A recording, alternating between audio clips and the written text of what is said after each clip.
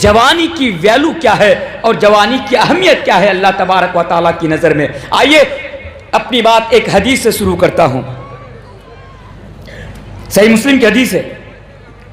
اے لوگوں، اللہ کے پیارے رسول جناب محمد رسول اللہ صلی اللہ علیہ وسلم بیان فرماتے ہیں، صحیح مسلم کی حدیث ہے، سبعۃ یذلھم اللہ فی ظلہ یوم لا ظل الا ظلہ، کہ اے لوگوں، 7 طرح کے لوگوں کو، میرے سامنے بیٹھے ہوئے نوجوانوں ذرا اس حدیث کو سنو کہ تمہاری جوانی کی ویلو کیا ہے، تمہاری جوانی کی اہمیت کیا ہے۔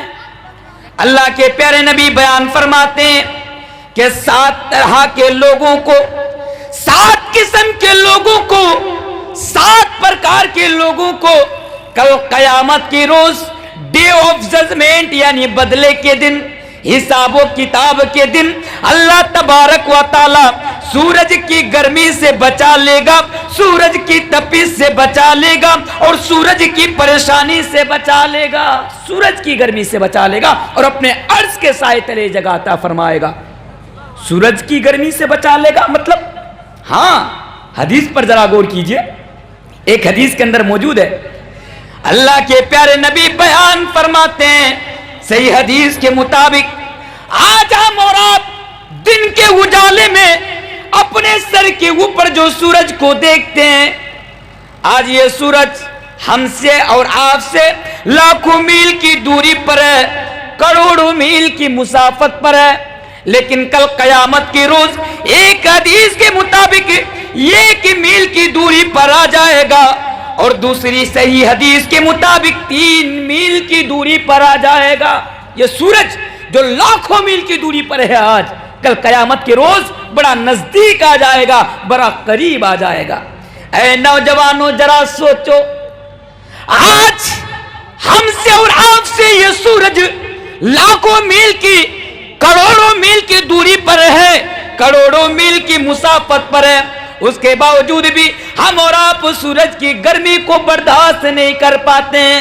گرمی کے دنوں میں خدا نہ خواستہ اگر رات کے 12 بجے، رات کے 1 بجے، رات کے 2 بجے بجلی چلی جاتی ہے، کرنٹ چلی جاتی ہے، پنکھا بند ہو جاتا ہے تو ہماری اور آپ کی نیند حرام ہو جاتی ہے، پوری رات ہم اور آپ کو نیند نہیں آتی ہے۔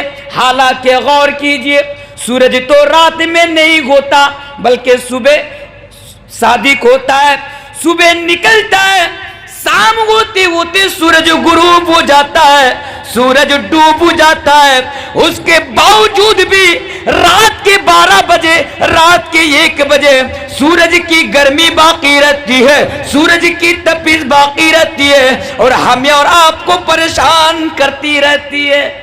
لیکن ذرا قیامت کے دن اس منظر کو دیکھیے، اللہ کے نبی فرماتے ہیں یہ سورج لاکھوں میل کی دوری پر نہیں ہوگا، کروڑوں میل کی مسافت پر نہیں ہوگا، بلکہ 1 میل کی یا 3 میل کی دوری پر آ جائے گا۔ نفسی نفسی کا عالم ہوگا، لوگ سورج کی گرمی کو برداشت نہیں کر پائے گا، سورج کی تپش کو پریشان یعنی سورج کی تپش کو برداشت نہیں کر پائے گا، اور اللہ کے نبی فرماتے ہیں کہ لوگوں کو اپنے اعمال کے بقدر پسینہ آتا ہوگا، لوگ پسینوں میں ڈوبتا چلا جائے گا۔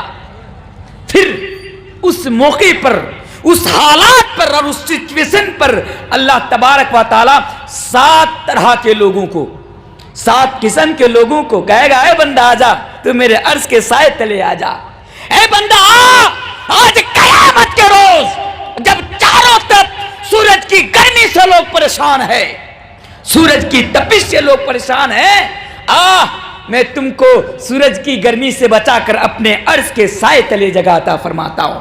وہ کون لوگ ہوں گے؟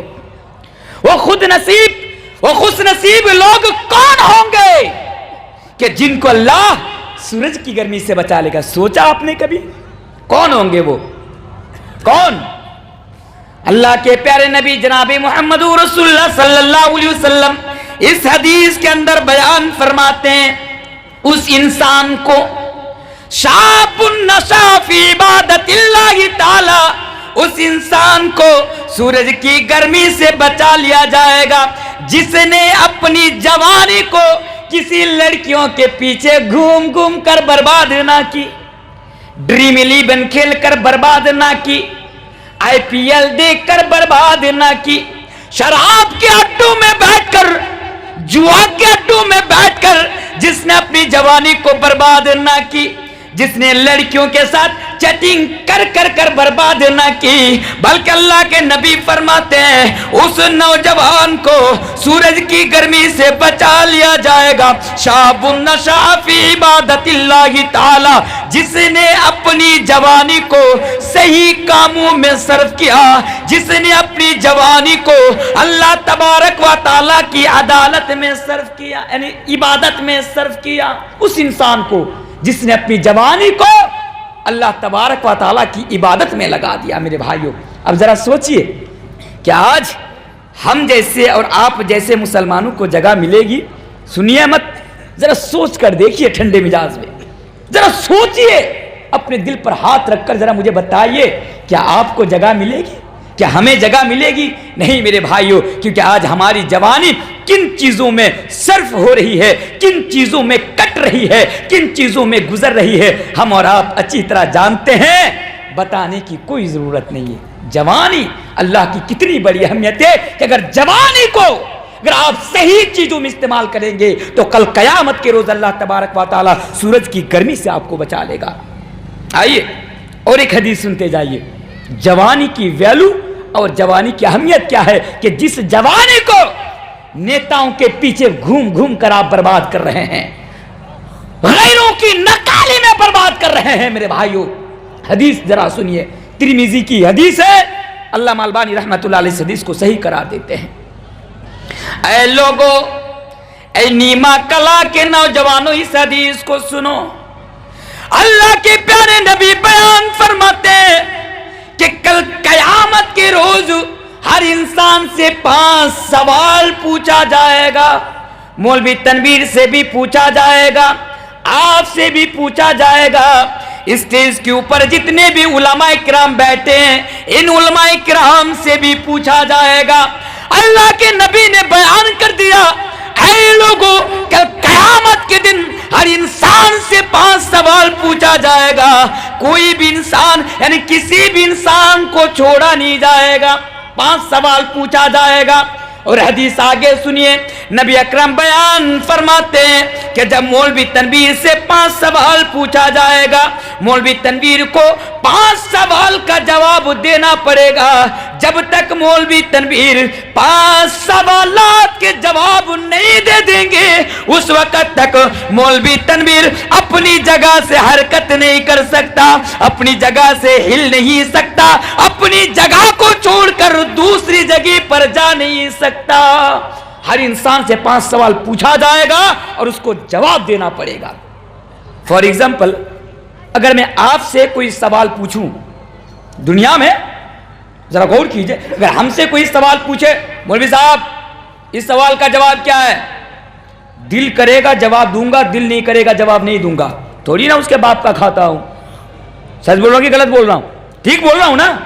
مجھ سے پوچھا جائے گا کہ مولوی صاحب اس کا جواب دیجئے، یہ بتائیے، دل کرے گا جواب دوں گا، مناسب لگے گا جواب دوں گا، نہیں لگے گا جن کو جواب نہیں دوں گا، پٹ یہاں سے نکل، تیرے سوال کا جواب دینا پڑے گا، یہ ہوتا ہے۔ لیکن کل قیامت کے روز نہیں میرے بھائیوں، مجھے جواب دینا پڑے گا، آپ کو بھی جواب دینا پڑے گا۔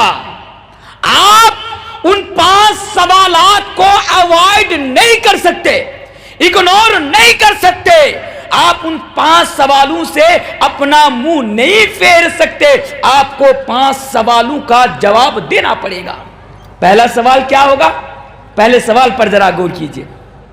اللہ کے نبی بیان فرماتے ہیں کہ پہلا سوال یہ ہوگا، آپ سے جو پہلا سوال کل قیامت کے روز پوچھا جائے گا، وہ سوال یہ ہوگا کہ اے میرا بندہ بتا کہ تو نے اپنی ساری زندگی، میں نے تمہیں 70 سالہ، اللہ کہے گا میں نے تمہیں 70 سالہ، میں نے تمہیں 80 سالہ، 90 سالہ، 50 سالہ، 20 سالہ، 30 سالہ میں نے تمہیں زندگی عطا کی تھی، بتاؤ کہ تم نے اپنی ساری زندگی کس چیز میں گزاری، بتاؤ تم نے اپنی ساری عمر کہاں گزاری۔ ساری زندگی کے بارے میں سوال کیا جائے گا، آپ کو چھوڑا نہیں جائے گا، یاد رکھیے ساری زندگی کے بارے میں پہلا سوال۔ اب آپ اپنی زندگی کو کن چیزوں میں گزار رہے ہیں آپ کو جواب دینا پڑے گا۔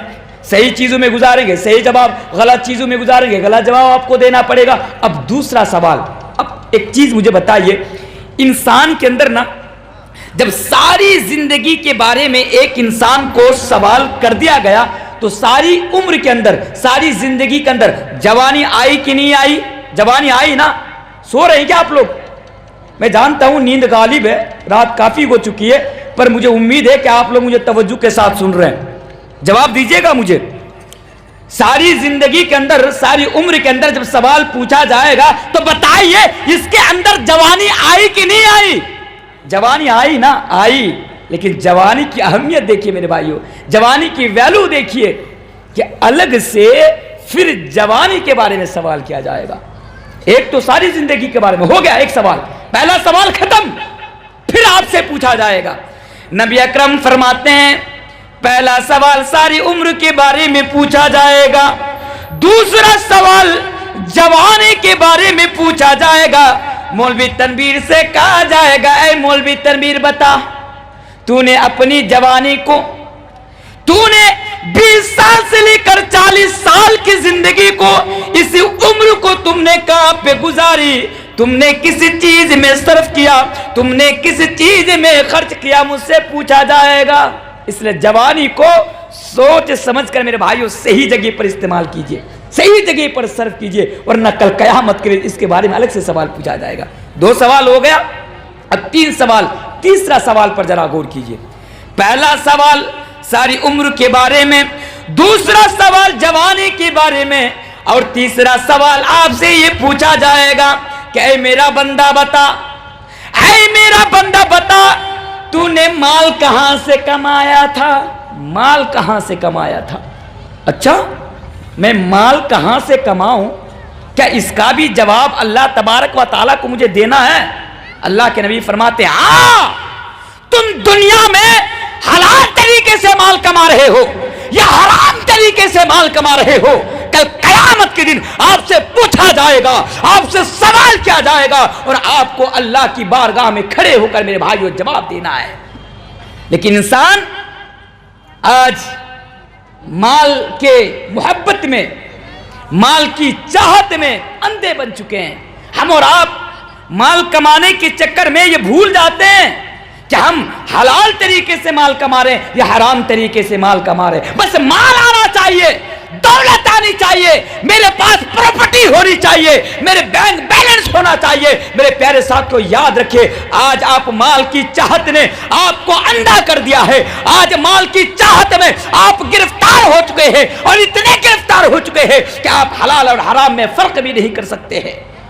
آپ حلال اور حرام میں فرق بھی نہیں کر پاتے کہ آپ حلال طریقے سے مال کما رہے ہیں حرام طریقے سے۔ یاد رکھیے میرے بھائیوں، یتیموں کا حق مار کر مال کمانے والوں، غریبوں کا حق مال کر مال کمانے والوں، بھائیوں کا حق مال کر مال کمانے والوں، بیواؤں کا حق مار کر مال کمانے والوں، پڑوسیوں کا حق مار کر مال کمانے والوں، یاد رکھو کل قیامت کے دن تم سے پوچھا جائے گا، کل قیامت کے دن تم سے سوال کیا جائے گا کہ بتاؤ تم نے مال کہاں سے کمایا تھا؟ تیرا جو اتنا بینک بیلنس تھا، تیرے پاس جو اتنی پراپرٹی تھی، تیرے پاس جو اتنی جائیداد تھی، تیرے پاس جو اتنی دولت تھی، بتا ایک ایک روپیہ کہاں سے آیا تھا؟